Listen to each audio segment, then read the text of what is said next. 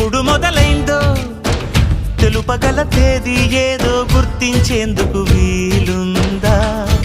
ప్రణయం ఎవరి హృదయంలో ఎప్పుడు ఉదయిస్తుందో గమనించే సమయం ఉంటుందా? ప్రేమంటే ఏమంటే చెప్పేసి మాటుంటే ఆ మాటకి తెలిసేనా ప్రేమంటే? అది చరితలు సైతం చదవని వైనం, కవితలు సైతం పలకని భావం, సరిగమలెరుగని మధురిమ ప్రేమంటే. దరిదాటి ఉరకలు వేసే ఏ నదికైనా తెలిసిందా తనలో ఈ ఉరవడి పెంచిన తొలిచిన కేదంటే?